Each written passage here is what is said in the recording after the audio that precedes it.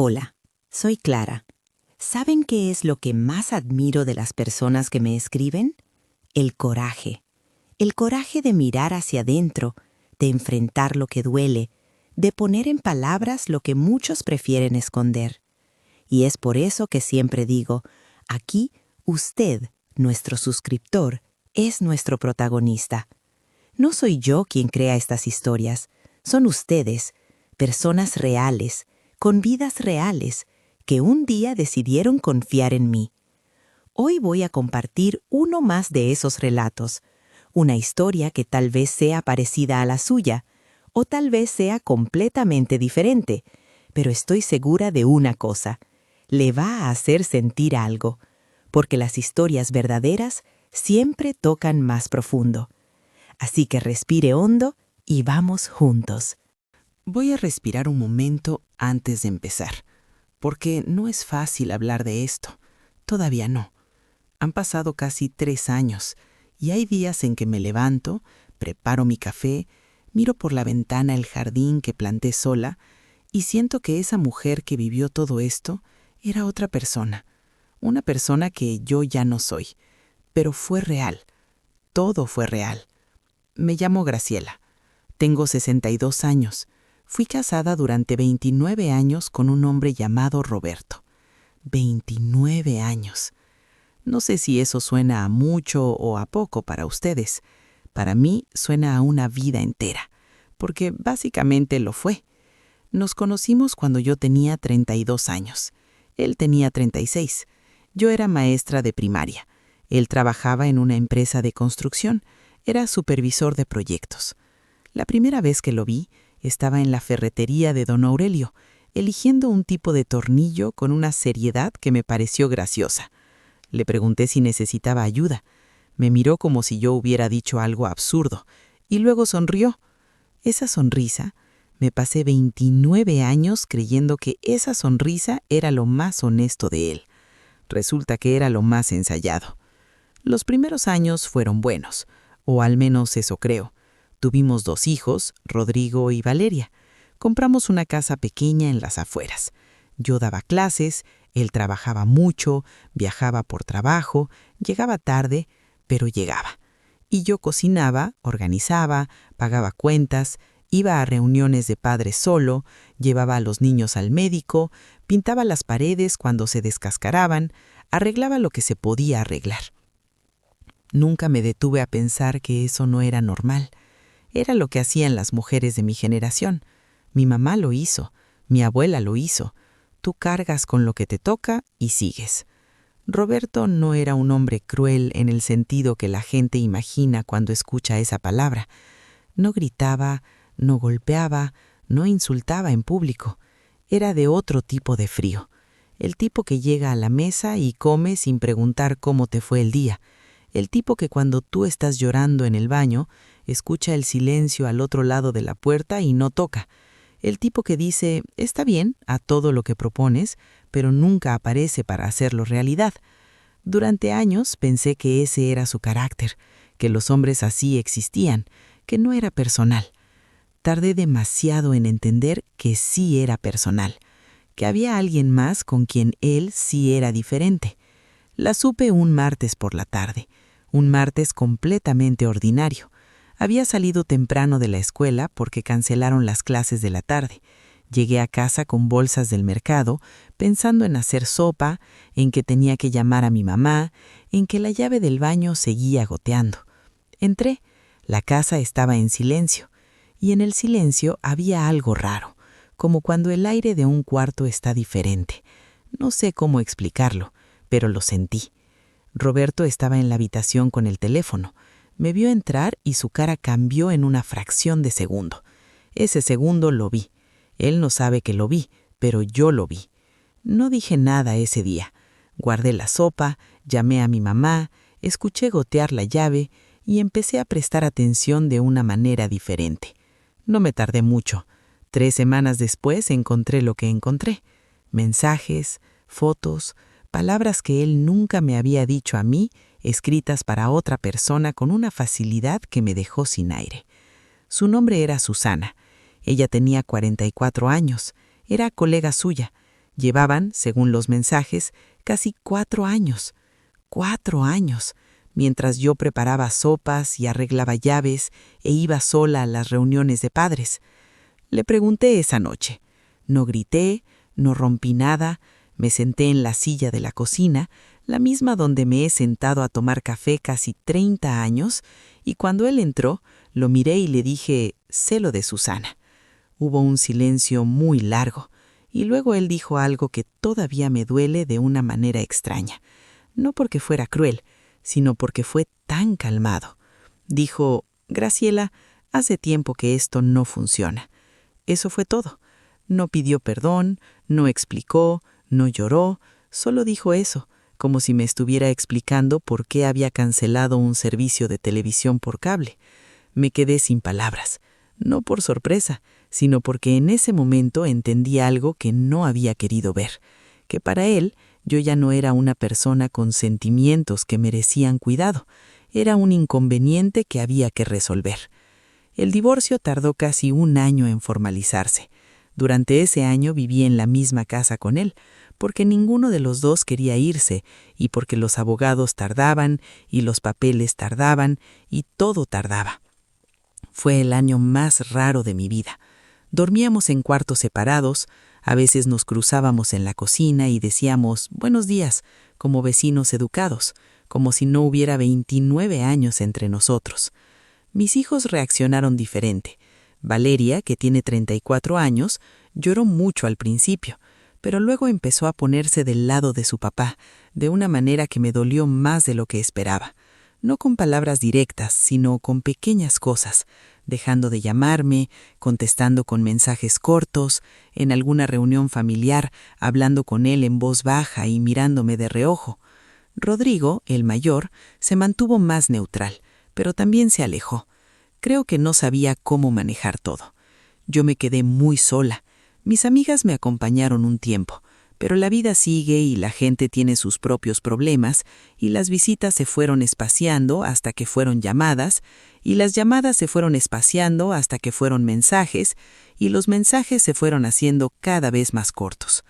Me acuerdo que hubo un sábado en enero, ya con el divorcio firmado, que pasé el día entero sin hablar con nadie, ni una palabra. Me preparé el desayuno, leí un poco, vi la lluvia desde la ventana, y cuando llegó la noche y me di cuenta de que no había escuchado mi propia voz en todo el día, sentí algo muy raro, no exactamente tristeza, algo más parecido al vacío, como cuando termina una canción y nadie pone otra. Me mudé a un apartamento pequeño. Roberto se quedó con la casa, y aquí tengo que parar un momento y contarles algo que muy poca gente sabe. Cuando nos casamos, la casa que compramos la compramos con dinero que en parte era mío. Mi mamá me había dado una cantidad cuando falleció mi papá, como parte de una herencia pequeña. Era mi dinero. Lo puse en esa casa, sin pensar, sin hacer papeles, sin preguntar, porque era mi esposo, porque era nuestra casa. Durante el divorcio, ese dinero nunca apareció en la conversación. Roberto y su abogado manejaron los papeles de una manera que básicamente borraba mi aportación inicial, y yo en ese momento estaba tan agotada emocionalmente, tan sola, tan sin ganas de pelear, que firmé lo que me pusieron enfrente. Eso lo cargué mucho tiempo como vergüenza, como prueba de que yo había sido tonta. Pero hay algo que aprendí después y se los voy a contar más adelante. Por ahora les digo que me instalé en ese apartamento pequeño, con mis cajas, con mis plantas, con mi cafetera vieja, y empecé a intentar armar una vida nueva a los 59 años. Y fue duro, fue muy duro, porque nadie te prepara para reconstruirte a esa edad. La sociedad te dice que a los 60 años ya tienes que tener todo resuelto, que ya no es tiempo de empezar, que ya pasó tu momento. Yo intenté no creerle, pero tampoco era fácil ignorarlo. El año después del divorcio fue el más callado de mi vida. No en el mal sentido, completamente. Fue callado porque yo estaba aprendiendo a vivir sin el ruido de fondo de una vida que ya no existía, sin el sonido de los pasos de Roberto en el pasillo, sin la obligación de cocinar para alguien más, sin la espera de que alguien llegara. Al principio ese silencio me aterraba. Después, muy de a poco, empecé a escuchar cosas que antes no escuchaba. El sonido del viento en las mañanas, el pájaro que se paraba en mi ventana todos los jueves, no sé por qué siempre los jueves, el sonido del café cayendo en la taza. Cosas pequeñas que antes no tenían espacio. Retomé la enseñanza con más horas, me mantuve ocupada. Empecé a ir a una librería los sábados, no necesariamente a comprar, sino a caminar entre los libros y sentir que el mundo tenía más cosas de las que yo había visto. Fue en esa librería donde conocí a doña Carmen. Doña Carmen tiene 71 años, es viuda y tiene una manera de hablar directa que al principio me desconcertaba y luego me pareció el regalo más honesto que me habían dado en mucho tiempo.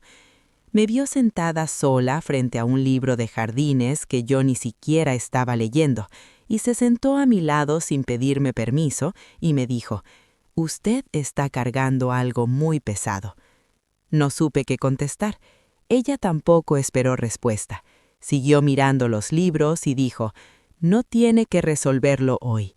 Eso fue todo, pero me quedé pensando en eso semanas. No tiene que resolverlo hoy. Qué cosa tan simple y qué trabajo me había costado entenderla. Pasaron unos meses más y entonces llegó la noticia. Me la dio Rodrigo, mi hijo. Me llamó un domingo en la mañana, con esa voz que tienen los hijos cuando quieren decirte algo que saben que te va a doler, pero que igual tienen que decirte. «Mamá, papá se va a casar con Susana». Me quedé en silencio. «¿Mamá?» «Sí», le dije. «Escuché». «¿Estás bien?» Y lo curioso es que no supe qué contestarle, porque no estaba destrozada como él esperaba, pero tampoco estaba bien del todo. Estaba en un punto raro, entre el dolor viejo que nunca desaparece del todo y algo parecido a la resignación. No la resignación de los que se rinden, la resignación de los que entienden que algunas cosas ya no son suyas. Roberto iba a casarse con Susana, la mujer por quien me había dicho que esto ya no funcionaba, como si yo hubiera sido el problema. Me senté con ese pensamiento un buen rato, y luego fui a regar mis plantas. No los invité a la boda, claro, o más bien no me invitaron, y yo tampoco esperaba que lo hicieran, pero Valeria sí fue. Valeria fue a la boda de su papá con la mujer que había sido la razón del fin de nuestro matrimonio, y ni siquiera me llamó antes para avisarme. Me enteré por una foto que subió a sus redes sociales. Ella con un vestido verde, sonriendo, al lado de Roberto y Susana. La miré mucho tiempo. Intenté entender qué sentía. Era un dolor complicado ese. No era solo el dolor de que Roberto se hubiera casado. Era el dolor de ver a mi hija ahí, sonriendo, en ese lugar, de esa manera, como si el daño que me habían hecho no importara, como si yo fuera fácil de ignorar. Cerré el teléfono, lo puse boca abajo sobre la mesa y ahí, en ese momento de la historia, fue cuando empezó la otra parte, la parte que yo no esperaba. Semanas después de la boda, me llegó un mensaje de un número que no conocía. Era un hombre, se llamaba Ernesto. Me explicó que era hijo de una señora que yo había conocido hace muchos años, una vecina del barrio donde yo crecí, doña Remedios. Me dijo que su mamá había fallecido hacía unos meses y que entre sus cosas había encontrado documentos, cartas y una escritura a mi nombre. Me quedé leyendo ese mensaje 3 veces. No entendía. Le pedí que me explicara mejor, y lo que me explicó me tomó varios días procesar completamente. Mi padre, cuando yo tenía unos 12 años, le había pedido un favor a doña Remedios. Mi padre era un hombre que no confiaba en los bancos ni en los papeles oficiales, pero tampoco confiaba en dejar todo a la vista en caso de que las cosas se pusieran difíciles. Era una generación así, tenían sus maneras. Él había comprado un pequeño terreno en las afueras de la ciudad y lo había puesto a nombre de doña Remedios para guardarlo, con un acuerdo de palabra de que ese terreno era para mí, para cuando yo lo necesitara. Mi padre murió cuando yo tenía 18 años, antes de haberme contado nada de eso. Doña Remedios lo había guardado todos esos años, y cuando ella también murió, dejó entre sus papeles una carta explicando todo, con instrucciones para que su hijo me encontrara. El terreno no era enorme, pero era real. Era un terreno en una zona que en los últimos años había crecido mucho. Había construcciones cerca, había valor. Fui a ver a Ernesto en persona. Era un hombre serio, de unos 40 años, que me recibió en su casa con café y los documentos ordenados sobre la mesa. Me los explicó con paciencia. Me mostró la carta de su mamá. La leí. La letra de doña Remedios era pequeña y apretada. Decía cosas simples, que ella había cuidado ese terreno como prometió, que era de Graciela, que ella esperaba que llegara en el momento que más lo necesitara. Me tuve que ir al baño un momento. No quería llorar frente a Ernesto, pero lloré porque mi padre, desde una decisión tomada 50 años atrás, me estaba alcanzando justo ahora, justo cuando yo creía que me había quedado sin nada. Hablé con un abogado, una mujer recomendada por doña Carmen, que resultó ser amiga de su sobrina. Se llamaba licenciada Torres, seria, precisa, sin rodeos. Le expliqué todo. Ella revisó los documentos, hizo consultas y me dijo que el proceso para transferir el terreno legalmente a mi nombre era posible, aunque tomaría tiempo y trámites. Lo hicimos. Tardamos casi 8 meses, pero al final el terreno era mío, legalmente, completamente e indiscutiblemente mío. Y con el terreno llegó una decisión. Durante esos meses de trámites, yo había seguido viviendo en mi departamento pequeño, yendo a la librería los sábados, hablando con doña Carmen, regando mis plantas, y también había estado pensando mucho, no con rabia, con una claridad que me sorprendía a mí misma. Pensé en los 29 años, en el dinero que puse en esa casa que nadie reconoció, en los papeles que firmé agotada, en la firma de Roberto diciendo «esto ya no funciona», con la misma cara que pedía sal en la mesa. Y pensé en lo que podía hacer ahora. La licenciada Torres me ayudó a revisar los papeles del divorcio con nuevos ojos, y encontramos algo. Había un error en la documentación, no algo que Roberto había hecho a propósito necesariamente, pero un error que favorecía una revisión del acuerdo económico, especialmente considerando la aportación inicial que yo había hecho para la compra de la casa original con dinero propio, dinero que podía rastrearse a través de documentos bancarios que yo, por suerte, todavía conservaba en una caja de cartón que había sobrevivido todas mis mudanzas. Yo no había tirado nada. Eso me salvó. No voy a contarles todos los detalles legales porque sería muy largo, y la verdad es que yo misma no entendía todo. La licenciada Torres lo entendía, y eso era suficiente. Lo que les puedo decir es que iniciamos un proceso de revisión, que Roberto recibió la notificación y que, según me contó la licenciada días después, su reacción fue de absoluta incredulidad. Que Susana, su nueva esposa, al parecer se puso muy nerviosa, que llamaron varias veces a mi abogada, no para negociar de buena fe, sino para presionar, para amenazar con contrademandas, para decir cosas que no tenían sustento legal, pero que sonaban intimidantes. La licenciada Torres no se movió, yo tampoco. No porque fuera valiente en el sentido que la gente imagina, sino porque estaba muy cansada de moverme. Estaba cansada de ceder, de esperar, de firmar lo que me pusieran enfrente. Esta vez no. El proceso tardó. Estas cosas siempre tardan. Mientras tanto, seguí viviendo. Recibí una llamada de Valeria. Fue un martes por la noche, yo estaba leyendo cuando sonó el teléfono. Vi su nombre en la pantalla y dudé. No porque no quisiera hablar con ella, sino porque ya no sabía qué clase de conversación iba a ser. Contesté. Ella empezó hablando de cosas generales, cómo estaba, el trabajo, el clima, esa manera que tenemos de hablar cuando en realidad queremos decir otra cosa. Y luego dijo, «Mamá, papá me dijo que tienes un abogado y que estás haciendo un reclamo». «Sí», le dije. Silencio. «¿Por qué, mamá?» Y ahí fue donde tuve que respirar. Le dije con calma que había dinero mío que nunca se había reconocido en el proceso del divorcio, que eso no era justo, que yo no lo hacía con odio, sino porque tenía derecho. Ella dijo, pero ya pasó tanto tiempo. Le dije, el tiempo no borra lo que es justo. Otro silencio, y luego dijo algo que me dolió como pocas cosas en esos años. Mamá, esto va a complicarle la vida a papá ahora que acaba de casarse. Me quedé muy quieta, y le dije, con una voz que yo misma no reconocí, muy tranquila, Valeria, ¿cuántas veces pensaste en no complicarme la vida a mí mientras todo eso pasaba? Ella no contestó. Nos despedimos cordialmente, no fue una pelea, fue algo más difícil que una pelea. Fue el momento en que entendí que mi hija y yo necesitábamos tiempo y distancia para que algo entre nosotras pudiera sanar, que yo no podía forzar eso y que no era mi trabajo cargar con la incomodidad que ella sentía por lo que su padre había hecho. Rodrigo llamó unos días después. Con él fue diferente. Rodrigo es más callado. Me escuchó, hizo preguntas reales, no tomó partido y al final me dijo, «Mamá, si tú crees que es lo correcto, yo te apoyo». No era mucho, pero era real, y lo guardé con cuidado.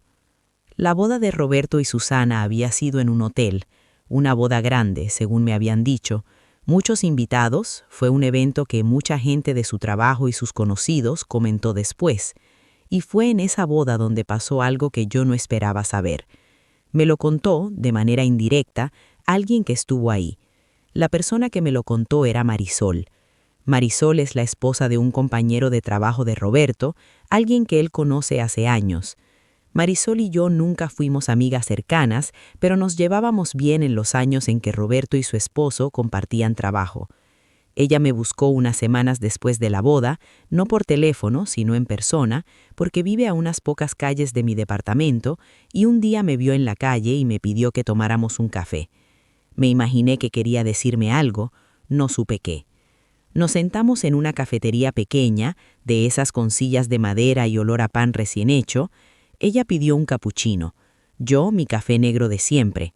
Estuvo un momento sin hablar, moviendo la taza, y luego me dijo, Graciela, yo estuve en la boda de Roberto y hubo algo que creo que deberías saber. Le dije que me contara. Me contó que en la boda había un hombre mayor, un señor de unos 70 años, antiguo amigo del padre de Roberto, alguien que Roberto conocía desde niño, se llama don Gustavo, un hombre de pocas palabras, pero de esas palabras que cuando las dice, todo el mundo escucha. Dijo que en un momento de la recepción, cuando Roberto y Susana ya estaban sentados en la mesa principal y los brindis habían terminado, don Gustavo se acercó a Roberto, le puso una mano en el hombro, le habló al oído. Marisol no escuchó exactamente qué le dijo, pero sí vio la cara de Roberto. Dijo que Roberto palideció, literalmente palideció, que la sonrisa que había tenido toda la noche desapareció en un segundo, que miró a don Gustavo con una expresión que ella no supo leer bien. Era una mezcla de sorpresa, vergüenza y algo que se parecía al miedo. Don Gustavo terminó de hablar, lo miró fijo un momento más y luego se fue sin despedirse de nadie. Roberto pasó el resto de la noche diferente, más tenso, más distraído. Susana le preguntó varias veces qué le pasaba. Él le decía que nada. Marisol no supo exactamente qué le había dicho don Gustavo, pero tiempo después ella habló con la esposa de otro invitado que sí estaba más cerca en ese momento, y esa señora le dijo que había escuchado algo, que don Gustavo le había dicho a Roberto, en voz baja pero clara, «Tu primera mujer construyó contigo más de lo que tú cuidaste. Eso no se olvida. Yo conocí a tu padre y él hubiera tenido vergüenza hoy». Nada más. Eso fue todo lo que dijo. Me quedé mirando mi taza de café. Marisol me miraba, me preguntó si estaba bien. Le dije que sí. Y era verdad, en cierta manera. No sentí triunfo, no sentí alegría tampoco, sentí algo más parecido a cuando termina de llover y el aire queda limpio. Esa cosa extraña que no tiene nombre exacto. Alguien lo había visto, alguien que Roberto respetaba, alguien que venía del mundo de su padre, lo había mirado y había dicho en voz alta lo que era. Yo nunca le pedí eso a nadie, nunca le pedí a nadie que me defendiera o que le dijera algo a Roberto, pero pasó. Y me di cuenta de que, aunque yo no lo hubiera pedido, aunque el mundo siguiera girando como siempre, algunas cosas dejan marca, que lo que uno hace o deja de hacer, o destruye sin cuidado, a veces regresa de maneras que uno no planea, no como venganza, simplemente como verdad. Si esta historia te está resonando, si de alguna manera te ves reflejado en lo que estás escuchando, te invito a formar parte de esta comunidad de protagonistas. Suscríbete al canal, activa la campanita, porque aquí compartimos historias reales de personas que, como tú, decidieron tomar las riendas de su vida. No estás solo en esto. El proceso legal terminó meses después. No voy a decir que fue una victoria enorme, no fue eso, fue un acuerdo. Roberto y su abogado, después de meses de resistencia y presión y idas y vueltas, aceptaron un pago que reconocía parcialmente mi aportación inicial. No era todo lo que correspondía, pero era algo real, con documentos firmados, sin posibilidad de dar marcha atrás. La licenciada Torres me llamó cuando estuvo listo.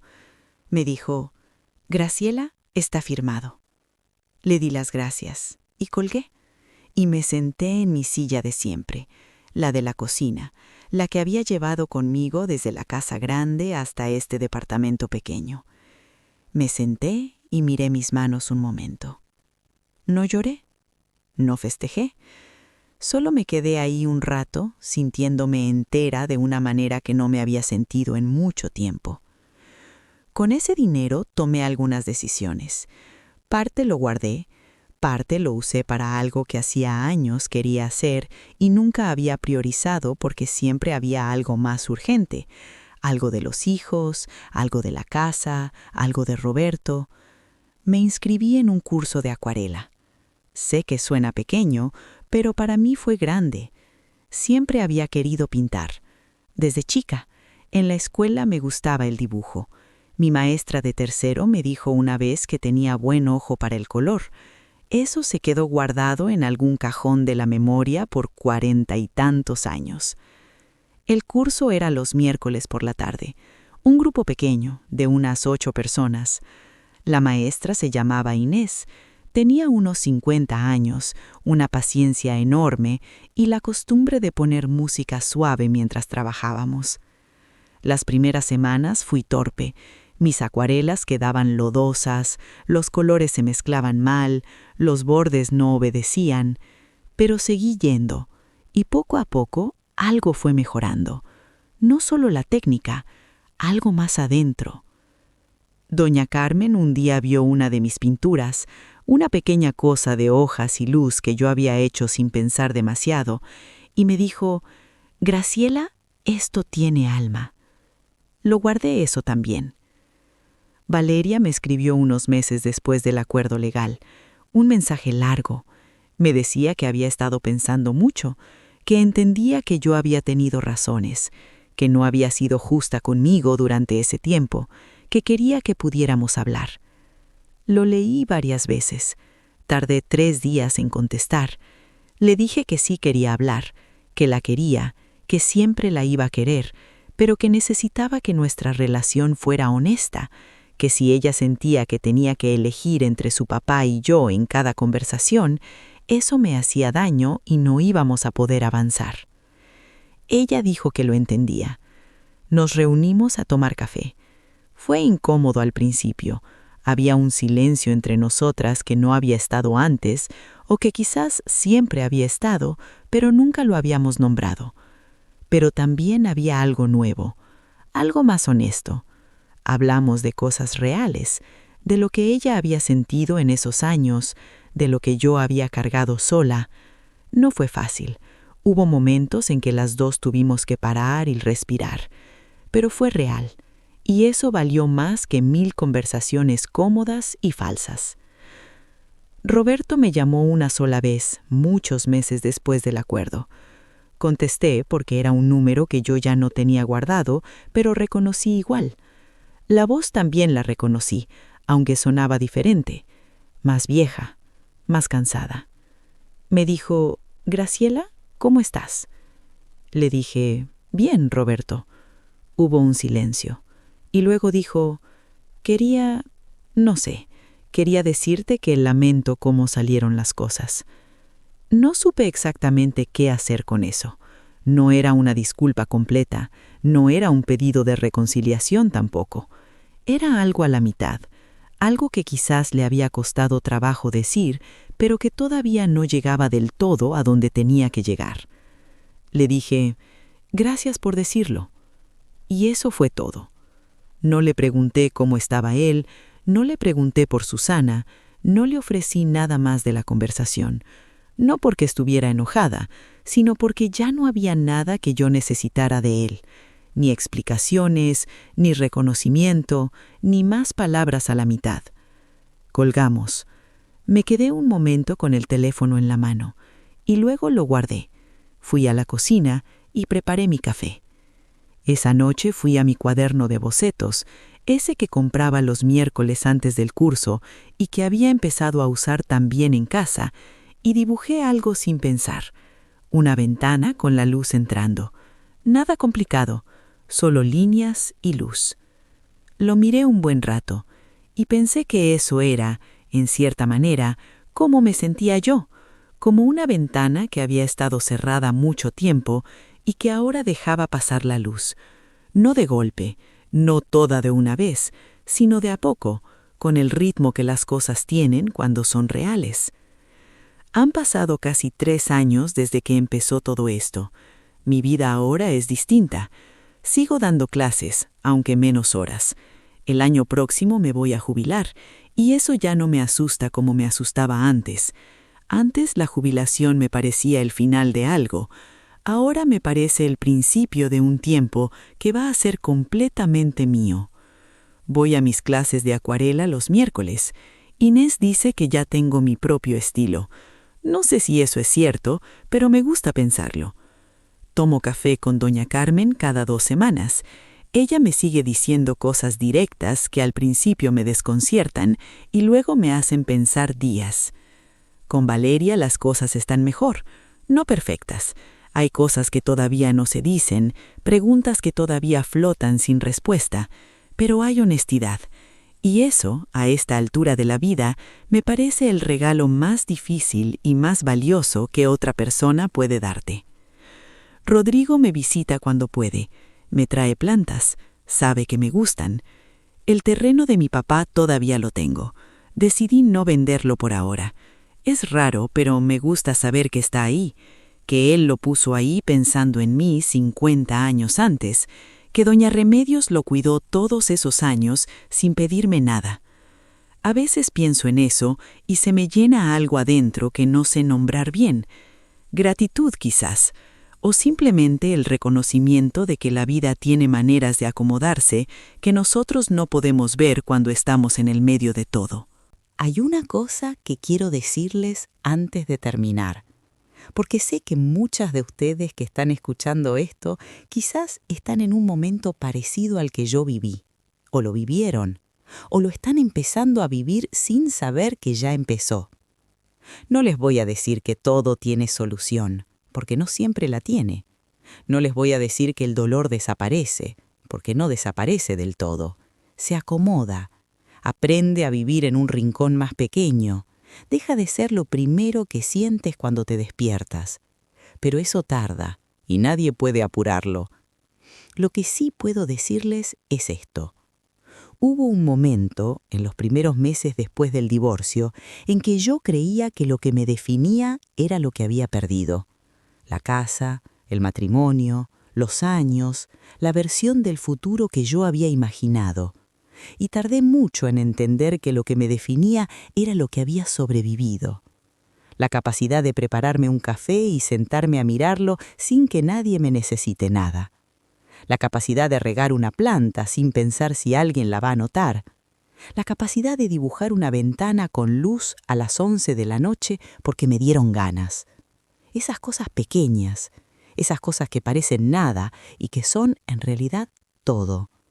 Nadie me las quitó, aunque lo intentaron, aunque no lo supieran, aunque yo misma me las había escondido durante años debajo de todo lo que creía que debía ser. Seguían estando ahí, esperándome. Hay una última cosa. El otro día fui a la librería de siempre, la de los sábados, y encontré un libro pequeño de acuarelas de una pintora que no conocía. Lo abrí. Las pinturas eran simples: jardines, ventanas, tazas de café, luz entrando por cortinas viejas. Cosas cotidianas hechas con cuidado. Me lo compré. Fui a casa, lo puse en la mesa de la cocina, preparé mi café, me senté. Y mientras miraba esas páginas me di cuenta de algo. Yo era feliz, no de la manera enorme y ruidosa que uno imagina cuando es joven y piensa en la felicidad, sino de la manera quieta y real que uno aprende a reconocer cuando ya ha cargado bastante y ha soltado lo suficiente. Feliz porque el café estaba caliente, porque la luz de la tarde entraba bien por mi ventana, porque el pájaro de los jueves ya iba a venir mañana, porque yo, Graciela, a los 62 años, con todo lo que pasó y todo lo que perdí y todo lo que encontré donde menos esperaba, estaba sentada en mi silla, en mi cocina, en mi vida. Y era mía, completamente mía. Eso es todo lo que tengo para contarles hoy. Gracias por escucharme. Y así llegamos al final de una jornada más. Gracias por haberse quedado conmigo hasta aquí. Sé que no es fácil escuchar historias así. Conmueven, hacen pensar, a veces hasta duelen un poco, pero eso es lo que hace que todo sea real. Si esta historia resonó con usted, deje su like. Y si aún no se ha suscrito, hágalo ahora, porque todas las semanas hay una nueva historia aquí, esperando ser contada. Y quién sabe, la próxima historia sea la suya. Si tiene algo que compartir, algo que carga hace mucho tiempo y necesita sacar afuera, envíelo al correo que está en la descripción. Puede confiar, su identidad será protegida, pero su voz será escuchada. Porque aquí, como siempre digo, usted es el protagonista. Hasta la próxima historia. Cuídese.